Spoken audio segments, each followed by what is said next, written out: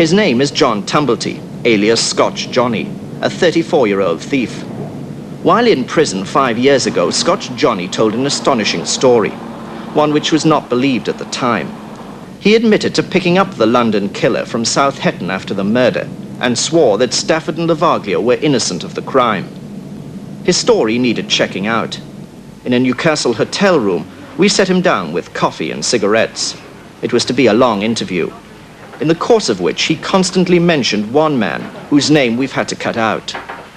At what time, Mr. Tumbelty, did you go to the Birdcage Club on the night of January the 4th? Well, it was after the bars closed, you know, between 10:30 and 11 o'clock, somewhere around about that time. And who was in the club that night? Well, there was a number of faces that I knew. On reflection, it's not very easy to remember all of them. Of course, Stafford and Lavaglio were there. There's a number of other people, a young fella I knew quite well. And there was a Cockney chap with him who had been around for a few days. Of course, being a strange face, and the company he was keeping. You know, it was easy to see he was a stranger, you know, sort of thing. You got a phone call, I believe. At what time was this? The nearest I can place it, now I've thought a lot about this, the nearest I can place that telephone call would be about between 12 and 1 o'clock. I can't put any nearer than that. Who was it from? Well, it was from this Cockney chap. I know by his voice it was from, you know, it was him. I had spoken to him, incidentally. Mr. Tumbelty, he knew who you were. Do you say that you didn't know who he was? And you recognized his voice? I recognized his voice. He was a Cockney, and he had a distinctive voice, and such that I recognized it immediately. What did he ask you to do? Well, he asked me to go out and pick him up. He was stuck out near South Hetton. He says, "Do you know the road?" I says, "Yes." He says, "Can you come out for me? Can you get transport?" I says, "Yeah, I'm sure I can." And he says, "Okay then." He says, "How soon can you get out there?" I says, "I'll leave right away." He says, "All right, I'll walk towards Newcastle." I says, "You know the road all right?" He says, "Yeah." I says, "Okay, you walk towards Newcastle and I'll keep my eye on for you. I'll be there as quickly as I can." We asked John Tumbelty to repeat the drive he made 6 years ago. There you are. There's the spot. Where? See where that sign is on the other side of the road?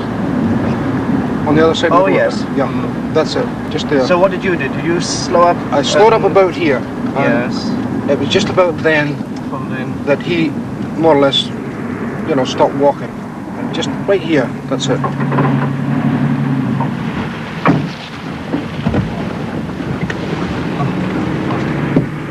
Tumbelty had led us to a spot a mile away from Pesspool Bridge, which is where Sibbitt's body was found.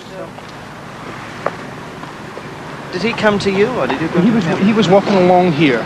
He was walking in this direction. I just turned the car around here, straight on. He crossed the road, got into the car, I turned the car around and straight on. There was a tear and a cut on his leg. This was the inside of his, around about the calf, running down at an angle towards his... This is his left leg? On his left leg, yes. And his trouser leg was soaked in blood, and so was his sock and his shoe, you know. And I didn't ask him what had happened. What did he say to you? About this cut?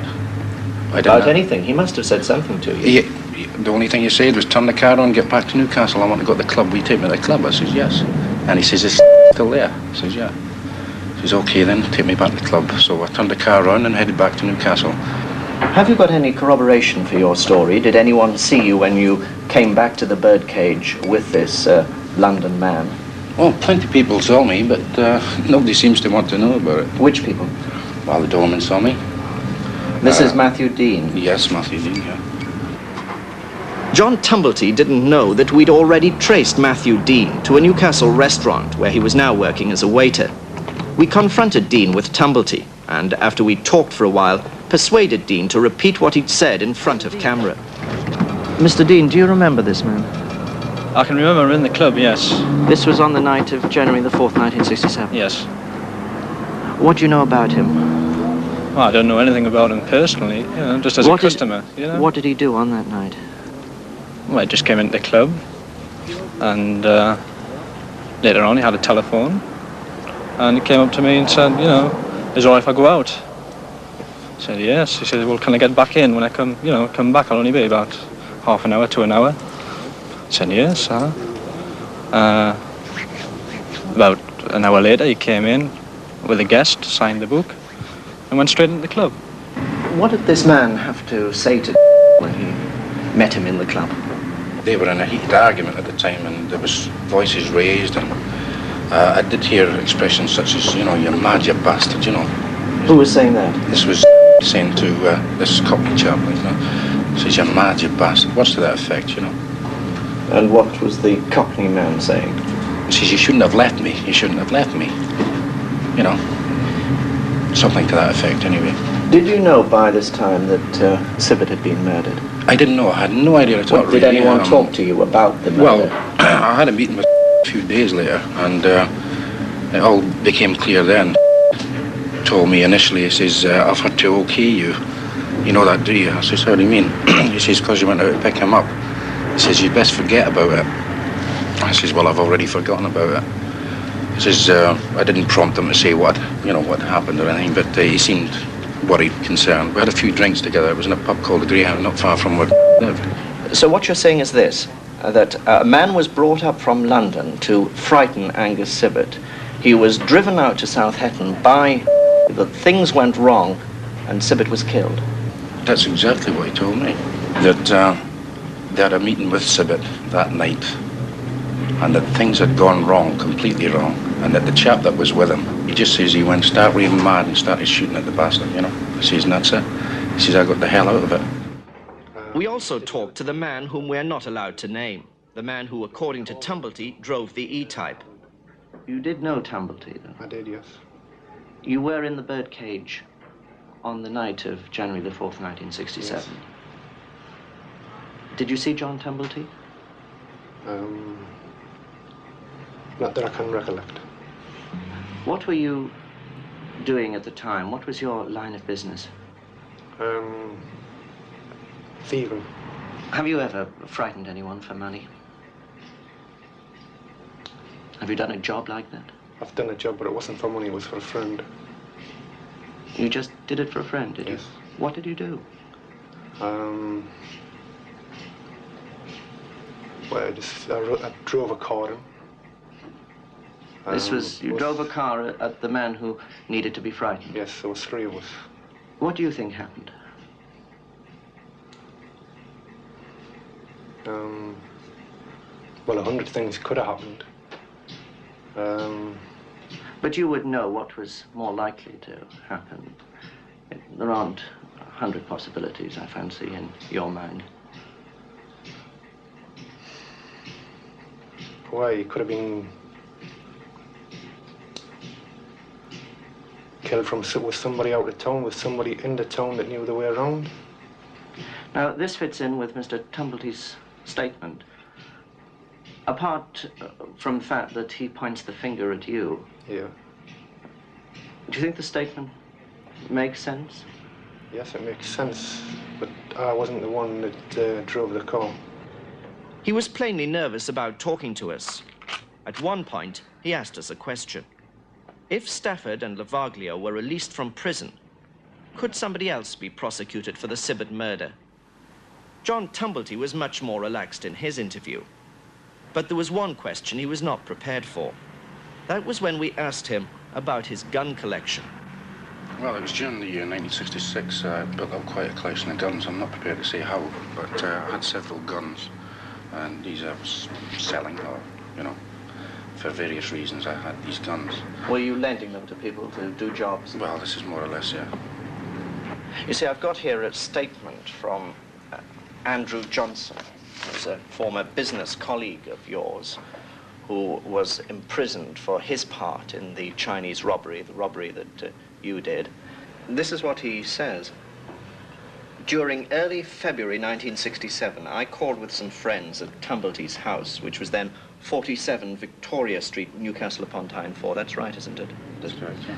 Whilst in the house, he took me to a bedroom in the house and told me that he had supplied the gun which had been used to murder Sibbett. This was in February? February 1967. This is before you pulled the job together that got you into prison? Well, it could well have been one of the guns that I had in the collection, because they were just handed around from one person to another, and I got rid of the rest of them. It may well have been that one of the guns I had was used in the murder. I have no idea. Do you remember telling Mr. Johnson this? No, I don't. Do you deny it? Of course I didn't. I didn't tell him this. Doesn't this explain, though, why you went out to South Hetton to pick up this Cockney gentleman? In fact, you had to go to pick him up. You had given him the gun which he had used to kill Sibbett. Well, if that was the case, I'd hardly be telling you that I went out and picked him up, would I? But it may well have been the gun that was used to kill Sibbett. That's I have no idea. Well, it could have 7.65 millimeter. I mean, it covers a wide range of guns, doesn't it? Not necessarily a Walther or any other gun for that matter. It could fall into a number of categories. It's certainly, it means nothing to me. But if we wanted to find that gun, we'd have to dredge the River Tyne, is that right? Yeah, there must be 10 feet of mud over it now. This was 5-6 years ago. The case has made legal history, but at the end of it, the two men are still in prison. Throughout the appeal, Lord Widgery made it plain that the onus of proof was on the defence to show how the Mark 10 and the E-type had collided, without Stafford or Lavaglio being involved in Sibbett's murder. This the defence had failed to do. And of course their lordships are absolutely right. It's almost impossible to create a theory about the Sibbett killing which entirely exonerates Stafford and Lavaglio. For instance, what was the E-type doing in South Hetton at a time when the two men are supposed to be travelling in it to Newcastle? Well, perhaps they loaned it to somebody. Perhaps the car was stolen. But if the car was stolen, why wasn't the fact reported?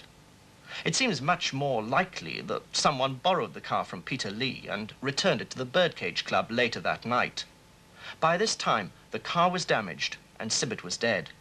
Two facts which, taken together, convicted Stafford and Lavaglio of Sibbett's murder. But was this, to quote their lordships, a safe and satisfactory verdict? Well, we leave that to you to judge.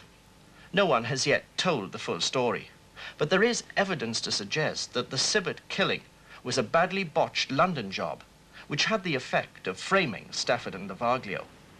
For a start, there's John Tumbelty's tale of the London gunman he'd picked up at South Hetton on the night of the murder, a man with a bleeding leg who'd been abandoned by his partner in crime when the Mark 10 stalled under Pestpool Bridge, a man who'd made a phone call to the Birdcage Club. Scotch Johnny's story explains a lot of things. The blood in the Mark 10, Sibbett's blood in the telephone directory, and of course, the mystery hand that came out of the car. And what makes Tumbelty's story more impressive is the fact that the former doorman of the Birdcage Club, Matthew Dean, corroborates some of it. Even the man whom Tumbelty names as the driver of the E-type accepts Tumbelty's version of events, with his own name out of it, of course. Then this land criminologist was absolutely convinced that another man had been involved in the murder. The trial judge, Mr. Justice O'Connor, had admitted to this possibility, as had the appeal judge, Lord Justice Davies. Even the police conceded this, without apparently doing very much about it. And we've got another problem. Most of the people that we've talked to are hardly ideal witnesses. With the exception of Matthew Dean, they've never been called on to give evidence at any stage in the Stafford Lavaglio case. When we suggested their names to the defence last week, we were told that they would make a poor impression in the witness box. We are the first to concede this.